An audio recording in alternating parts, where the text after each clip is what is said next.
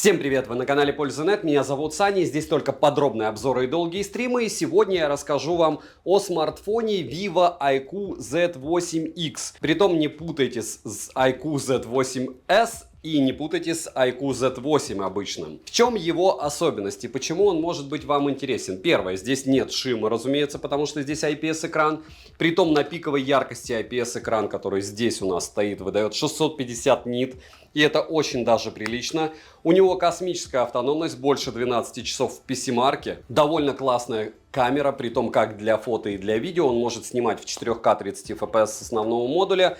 У него универсальный внешний вид, и самое приятное для нас — это либо низкий средний бюджет, либо бюджетник выше, чем среднего класса. Почему? Потому что стоимость такая. Он не провалил ни одного из тестов, но у него, как и у любого другого устройства, море недостатков, на которые я всегда акцентирую внимание в своих обзорах, потому что рекламу вы можете посмотреть в другом месте.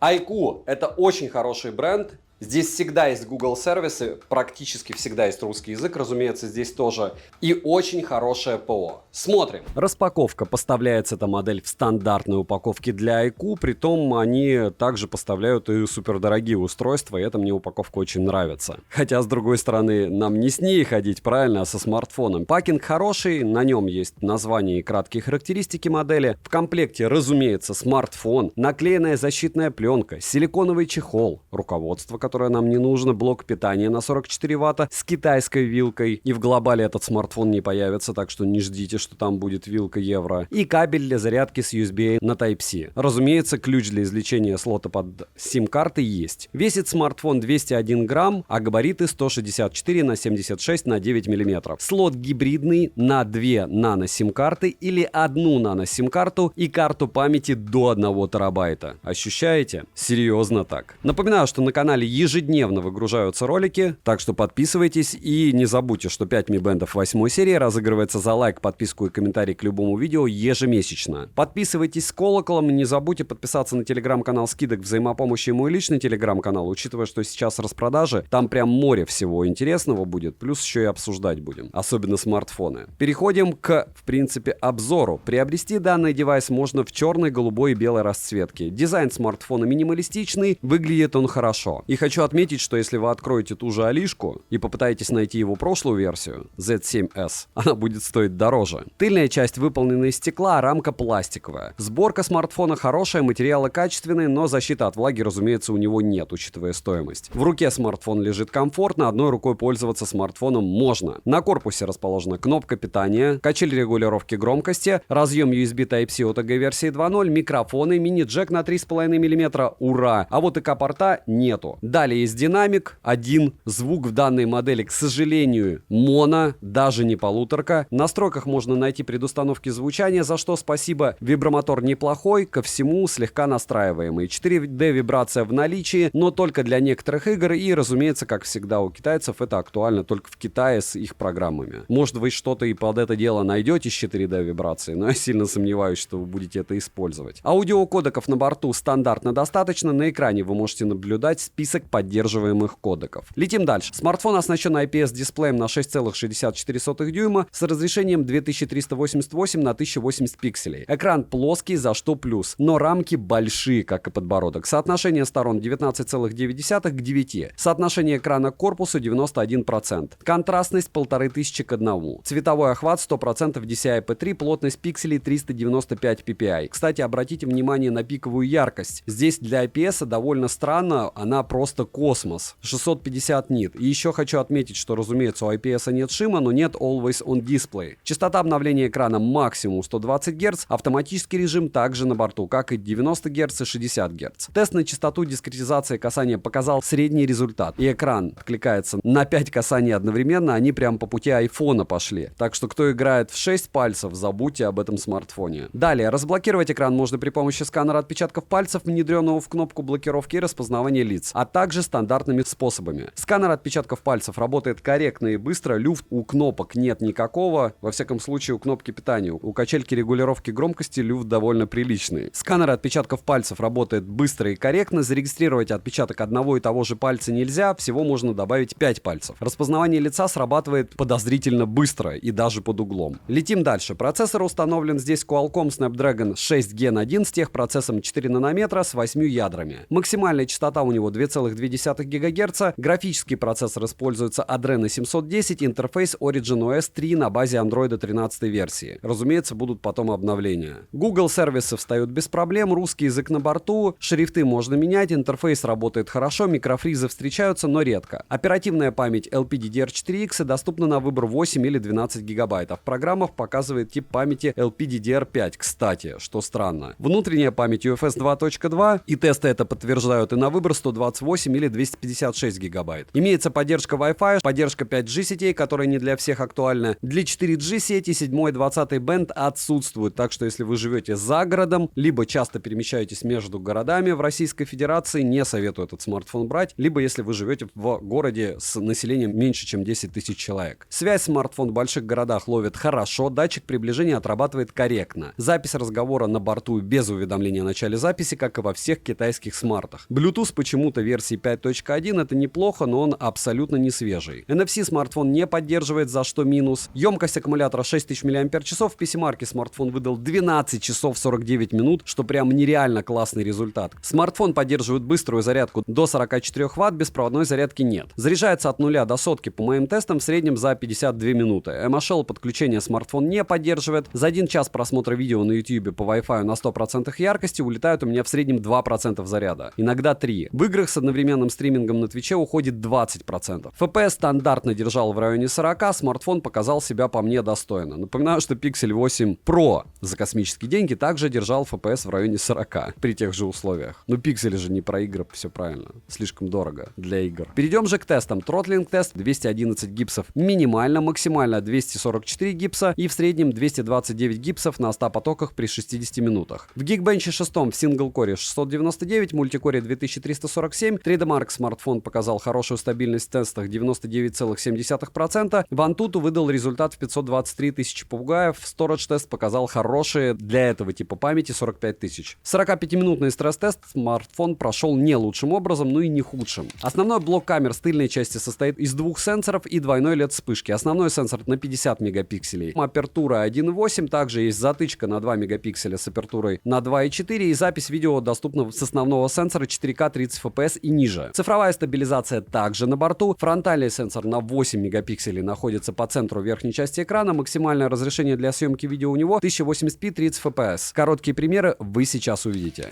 И 4К 30 FPS, съемка с одной руки. Вот так вы сможете на iQOO Z8S снимать. 4К 60 FPS нет, но с другой стороны, я бы не сказал, что самая худшая съемка. Во всяком случае, он правильно передает цвета. В отличие от Pixel 8. Хотя он контраст выкручивает прям конкретно Pixel 8. Картинка приятная глазу, но цвета нереалистичны. Здесь и температура света правильно передается, и цвет. Но FPS только 30. Фронталка, при том, что у основной камеры есть определение лица по фокусу, и пока она отрабатывает неплохо. И да, я очень помят, и хорошо, что фронталка это показывает. 4К 30 FPS, как говорится, шутинг рейдж. Можете здесь приехать, умножайте на 3. Вообще не дешево, правда? Можно покататься на таких штуках, но нам интересно, как снимает iQOO. И iQOO, по мне, за свои деньги снимает даже очень неплохо. Здесь очень яркий свет, все отражается, поэтому все круто. И фронталка, iQOO, роллинг шаттер, не вижу его. 4К 30 FPS, стрельба из лука. И смотрим. Ну это хорошо, главное попал. Подтягивать нужно карту. Так, X10 максимум. И это 4К 30. 1080p 60 FPS. Вот. Попал. Первая попытка. Так, и здесь тоже X10 на 1080p 60 fps. Классно. По мне классно.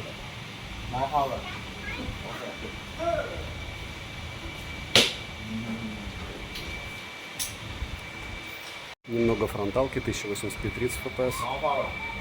More power. 4К 30 fps. Съемка с одной руки. iQOO 8ZS. Может удовлетворять основное количество, мне кажется, потребностей среднестатистического человека, кто не занимается блогингом. Съемка норм. То же самое в 1080p 60 fps. День можно, конечно, увеличить и сказать, что вот, посмотрите, X10 вообще никакой. Точнее, X10. Ну и ничего удивительного в этом нет. Это все цифровой зум, который супер топовым никогда не назвать. Сейчас у нас X1. И фронталочка. Вот так примерно сможете себя снимать в солнечный день. И стандартный для смартов двухоконный режим. Но двигать здесь, к сожалению, ничего нельзя. Ладно, зато можно, видите, освещение менять. 4К 30 FPS, все, что вы видите, разумеется, вымышленное. И это, да, перформанс под Хэллоуин. Do not touch. Do not touch. И вот она, работа со светом. Ей! Вот так на основной модуль вы сможете снимать, если плавненько, всякие штуки из разряда аквапарков. Может, я даже с этим смартом поплаваю, хотя подумаю еще пока. И фронталка, день 1080p 30 fps. Вот так вы сможете снимать небо, допустим, отдельно или себя. Ну, а так даже яблоко делает, что оно выбирает, что лучше передавать реальную картинку лица, чем фон. А некоторые смарты рисуют лицо. За звук могут забанить, надеюсь, не забанят. Вот так примерно сможете концерты снимать. Вот такие развлекушки еще есть.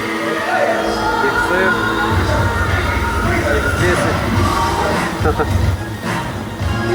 3К 30 fps. В помещении никакого дополнительного освещения нет. Ну что, смотрим, как из капсульной кофеварки выкапывает кофе в 4К 30 fps. И в целом снимать на этот смартфон можно, притом довольно эффективно. В принципе, повторяюсь, учитывая стоимость, не такая огромная разница между смартфонами за $200 и за $1200 по съемке уже. 4К 30 fps. Сейчас по минимуму, как говорится, стабилизация, но зато все видно, как он снимает. Теперь 4К 30 fps со стабилизатором включенным. С цветами будет большая беда, но в целом выглядеть должно лучше. 1080p 30 fps, проверка роллинг шаттера, съемка с одной руки, фронталка. И вот так вы сможете снимать не лицо с фронталки. Непонятно, зачем вам это будет нужно, но вдруг. Двухоконный режим — это всегда хорошо.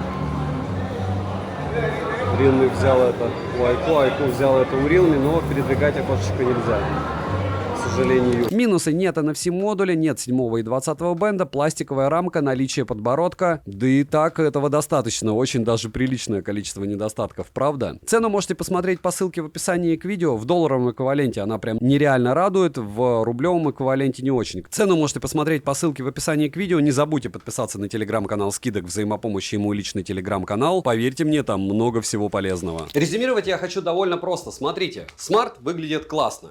Основные его минусы я вам перечислил. То есть отсутствие бендов — это плохо. Отсутствие стерео — это плохо. Но вспоминаем Honor 90, который стоит 36-40 тысяч рублей, а этот стоит 19. Притом на распродаже он будет стоить 17 при, на минуточку, курсе в 100 рублей за доллар. И фактически это устройство будет $160-170. Да, здесь нет бендов, но здесь есть русский язык, здесь довольно приличная мощность, 500 тысяч баллов в Antutu это нормально. Здесь стабильный процессор Qualcomm-овский, и те, кому нужно устройство стабильное надолго и хорошее, я могу вам однозначно рекомендовать, если вы живете в большом городе.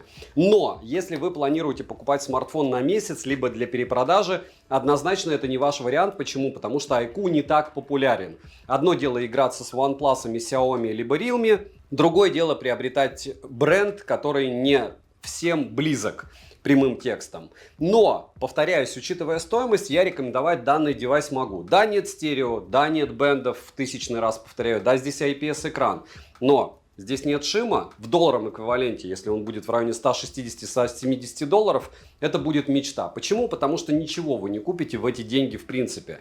У меня скоро будет на канале рекламный обзор на Itel смартфон. Ну вот он будет стоить так же, только по сравнению с ним вот это вот дело, это просто супер флагман. Надеюсь, идея ясна. Если есть у кого-то вопросы, пишите в телегу взаимопомощи, либо в мою личную телегу. Я люблю обсуждать вот такие вот китайские штуки. Да, половина вещей, которая здесь есть, она не работает в Российской Федерации. Да, здесь нет NFC, но большинство уже оплачивают QR-кодом, в том числе и я. Плюс здесь есть мини-джек, довольно неплохой комплект. И если смотреть в сумме на то, что вы получаете, это очень хороший вариант. Притом я говорю это о всех iQOO, которые только есть.